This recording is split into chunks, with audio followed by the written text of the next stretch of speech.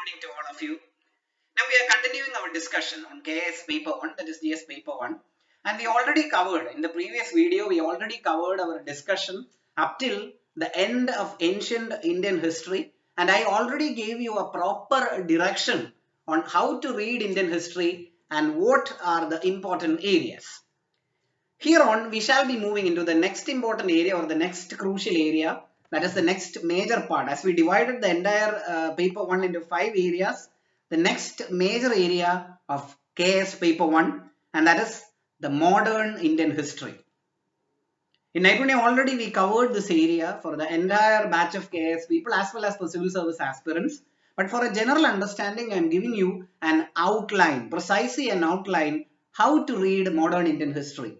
This will be very helpful for those people, especially those people who are currently in home, enjoying lockdown. They can definitely read this area and prepare themselves much before in a strategic manner for modern Indian history. Again, to begin with modern Indian history, it is only from 18th century up to the present. And the syllabus is arranged in such a way that the major personalities, significant issues and events, and India's struggle for independence, the social and religious reform movements in the 19th and 20th century, India after independence, post-independent consolidation and organization, and independent India and her neighbors. See, it's a broad area, it is not a simple area. If you take UPSC examination, this is divided into two parts. One is India's struggle for independence, that is till 1947, including socio-religious reform movements, and then another part that is post-independent India. But when it comes to KS, that is the difference between KS and UPSC. When it comes to KS, of course, this is taken as one single module, that is the entire Indian history till 1947, including India's struggle for independence, that is brought into one area, and of course post-independent Indian history into probably another area, that is post-independence, consolidation and reorganization, and finally independent India and her neighbors. Definitely how to read this area. First of all, I should tell you there are two reference books. That is, one is a struggle for independence written by Bipin Chandra, released by Penguin Publication. This is released by Penguin Publication. And second one, NCERT, that is Modern India, again written by Bipin Chandra. Other than Bipin Chandra, again new NCERTs, that is written by different other set of authors, probably by another academic council also can be relied upon. But I personally prefer, especially for a competitive examination, Bipin Chandra would be a better author. When we take the former book released by Penguin Publication, this co-authored by Bipin Chandra as well as by Aditya Mukherjee, Mridula Mukherjee, etc. Anyway, leave that part. This is your reference material. Once you have your reference material, you should start reading from 1757, that is the Battle of Plassey. Battle of Plassey was the beginning of this. You should develop a general understanding of the disintegration of the Mughal Empire, the beginning of the Battle of Plassey, the end of Plassey, the initial control of East India Company that is established over Bengal, then the Battle of Buxar, and after that the Battle of Buxar, you need to develop a systematic understanding of the Anglo-Mysore Wars and later on an Anglo-Maratha War, or the prominent Anglo-Maratha Wars and the end of the Maratha Confederacy and the ultimate power that is vested with the English East India Company. Again, here you need to develop a general understanding. You don't have to bother much, since this is not a very important area. But once you cover these areas, maybe you can take a limited number of time to cover these areas. You need to move faster, because as I stated before, this is not a very important area from the KS point of view. But definitely from the KS point of view, the Revolt of 1857, that comes immediately after that. British historians who used to designate it as the Sepoy Mutiny, many Indian historians who called the Revolt of 1857, and maybe people like V.D. Savarkar and many others who designate it as the first war of Indian independence. Very, very important. There you need to go for a close reading. Those people who find it difficult to read NCERT together, you can rely on Rajiv Ahir of Spectrum Publication. Rajiv Ahir IPS has delivered a book, that is Struggle for Independence or Modern India, written by Spectrum Publications, even published by Spectrum Publications. That can also be used. There, the revolt, the causes of the revolt, especially the immediate cause of the revolt, that is the, as we stated, that is the specific immediate cause that ultimately the use of the greased cartridges. The social, economic, political causes of the revolt, very important. The social, economic, political and even religious causes of the revolt, very, very important. And finally, the immediate cause of the revolt. Once this is over, you need to deal with the course of the revolt and finally the impact of the revolt, how East India Company was replaced and a crown rule was established in India. This is a very important area and all KS candidates should give their maximum attention to this area because I am 100% sure that you can expect a question from this area. Once the revolt part is over, you need to read, you need to divert yourself, you need to read specifically with the socio-religious reform movements of India. I already spoke about this in the first history session that I took. This is applicable for civil service mains candidates also. That rightly started from Brahma Samaj of Raja Ram Mohan Roy. The title Raja was given by King Akbar II, the Mughal Emperor. Then again, the Prarthana Samaj of Justice Mahadeva Govinda Ranade, Swami Dayananda Saraswati and his Arya Samaj, Swami Vivekananda, which is slightly before, and that is his Ramakrishna Mission. Then many other small splinter organizations, including SNDP movement of Srinarayana Guru in Kerala. You need to develop a broad understanding of these movements. These movements are not very important except an understanding, but the impact of these movements. What was the specific objective of these movements and whether they achieved those objectives is very important. That part has to be given top-notch attention by a candidate. How these movements succeeded and whether they could achieve. What was the general objective of these movements? You know very well that it was reforming Hindu society and more precisely it was reforming Indian society. And taking inspiration from these movements in Hindu society, many movements originated in Islam also, like the Wahhabi movement, then the movement in Kerala under the leadership of Wakam Abdul Qadir Maulavi and many others. The Islamic movements also can be given a special attention. Since you are preparing this for Kerala administrative exam, you need to understand the movement or the reform. More than reform, a revivalistic and educational movement that was initiated by blessed, nowadays he is not blessed, he is Saint Kuriakose Elias of Chavara. Within Kerala society, that is a founding of the congregations of CMI and CMC. The concept of Pallikudam, that is with every church you need to start a school, that is the concept of Pallikudam under the leadership of Saint Kuriakose Elias of Chavara. Again, that is also an important area since you are dealing with Kerala society particularly.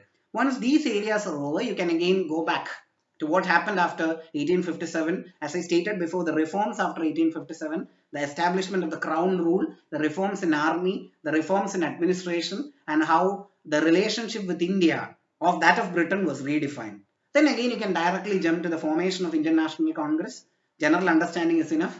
The Swadeshi movement, general understanding is fine. After the Swadeshi movement, the Gandhian phase comes to an end. And once the Gandhian phase begins, and once the Gandhian phase begins, the Khida, the Ahmedabad, and the three major, movements of Gandhi in India, the Bardoli, Khida, and Ahmedabad, all three are important. Then the non-cooperation movement. Here onwards again important areas begin with again further the Gandhian phase, the non-cooperation movement, the characteristics of the non-cooperation movement, the major participants of the non-cooperation movement, and finally the result of the non-cooperation movement. What was the aftermath of the non-cooperation movement? What happened as a result of the movement? Then finally the withdrawal of the movement. Then you can again directly jump into the Simon Commission, the Motilal Nehru Committee, the Lahore session which we discussed in the previous session. Then finally the civil disobedience movement, the nature of the civil disobedience movement, the course of the civil disobedience movement, and of course the characteristics, to be more precise, the aftermath of the civil disobedience movement. Then again you don't have to waste your time much on the intermittent developments. You can directly jump into the Quit India movement, which is also an important area, which is also an important development in the history of India. The nature of the Quit India movement, the characteristics, and finally how Quit India movement was responsible for accelerating the move towards independence. Ultimately, you know very well that the major commissions that came to India, the Cripps Mission, the Cabinet Mission, the appointment of Lord Mountbatten, then the Mountbatten Plan, and finally the Indian Independence Act. This is the broad way in which you should deal with Indian history. Of course, you can ask your doubts and clarifications. You can post as comments below, or else you can directly post in the Naipunnya group if you are a Naipunnya student, definitely, and you can ask your clarifications. And once this area is over, you need to step into the next important area, that is the post-independent India. Here in your syllabus, of course, unlike UPSC also did the same, but unlike UPSC, in your syllabus there is a special mention to post-independence consolidation and reorganization. Here the leader of this process was Sardar Vallabhbhai Patel, was the Deputy Prime Minister of India and the first Home Minister of the country. How Sardar Patel was responsible for reorganizing the princely states of India. You know very well that there were big and small, more than 365 princely states in India, and how the hero of this movement could effectively reunite them, leaving only Hyderabad. Of course, Hyderabad was an issue, Kashmir and Junagadh, and ultimately the Hyderabad issue was solved, the Junagadh problem was resolved amicably, and the Kashmir issue was, although Kashmir was integrated to India, continues even today as an unresolved problem, because Pakistan even now raising its claim over Kashmir. You know very well. So this is how you should develop. Again, your source book also changes. You need to depend on another reference book, and that is India Since Independence, again written by Bipin Chandra. That is a beautiful book, again released by Penguin Publishers. Alright, and once this part is over, what is left is India after independence. You know very well that India after independence is very important. As an area, you need to develop a general understanding of, I already discussed these areas in the first session. I am not repeating the same. You can listen my first session where I specifically mentioned all these areas, how India after independence is important. Chapter wise, there are almost 32 chapters in this textbook. You need to read it chapter wise and you need to deal or develop a general understanding. Once this part is over, we have three leftover areas, that is Kerala history, the cultural heritage of Kerala, and history of world. I will be dealing with Kerala history in another video, but for convenience sake in this video, I will be dealing with the history of the world. This can be considered or identified as area 4, and in the history of the world, exactly KS mentions about, or Kerala Administrative Service syllabus mentions that it only begins from the 18th century. Unlike UPSC syllabus, where in UPSC syllabus, it begins from the Renaissance and Enlightenment. Here only from 18th century, that is the Industrial Revolution, the World War, the redrawal of the national boundaries, the colonialization and decolonialization, then globalization, communism, capitalism and socialism, their forms and effects in society. As I stated before, this is not going to be an easy area. You can rely on a number of books, number of textbooks, a number of reference books. Different people have written world history. You can rely on different authors. Whichever author you rely upon, that I would say very clearly, I would put it very bluntly, that it is not sufficient. Because I went through different world history books, I read a number of world history books, but none of his world history books are sufficient to give you a clear-cut understanding of how Kerala Administrative Service syllabus is being arranged. Naturally, how you should deal with this area remains to be something where your effort is required. You need to start reading from Enlightenment and Renaissance, although it is not mentioned in the syllabus. That is given in almost all world history books. Once Enlightenment and Renaissance part is over, you need to step into another area, that is the beginning of capitalism in the world, capitalism as an ideology, capitalism as a doctrine. Once capitalism is over, you need to understand the connect between capitalism and colonialism as to important processes, the development of colonial powers in the world, the capture of Turkey by the Ottoman Empire.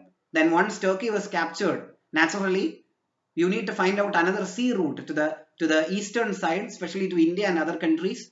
Then the beginning, the voyage of Bartholomew Dias, who reached up to Cape of Good Hope. Then Vasco da Gama reaching India, specifically Kerala. Then after that, the beginning of colonialization as a process, and within a short span of 1 century, almost entire Asia and entire Africa came under the colonial rule. The nature of colonial rule, that is not in detail mentioned in any history book. Further reading is required. I will tell you which are all the sources. The nature and characteristics of colonial rule, definitely you should read this. Again, once colonial rule is over, how many countries, especially by the 18th and the 19th centuries, independence movement started in many Afro-Asian countries, including India. How these countries became independent, India being the first. You know the history of Indian independence, already you covered that in the previous area. Then how many African countries became independent. Then how they initiated the process of decolonialization, very important area. And what is this decolonialization? And once this decolonialization is the reversal of colonialization, about which I will be dealing with in the next video. And once decolonialization happened, how independent kingdoms were established. At the same time, one more area should get your attention, and that is the unification of Europe into different territories on the basis of language, about which we will be dealing with in the next session. Thank you.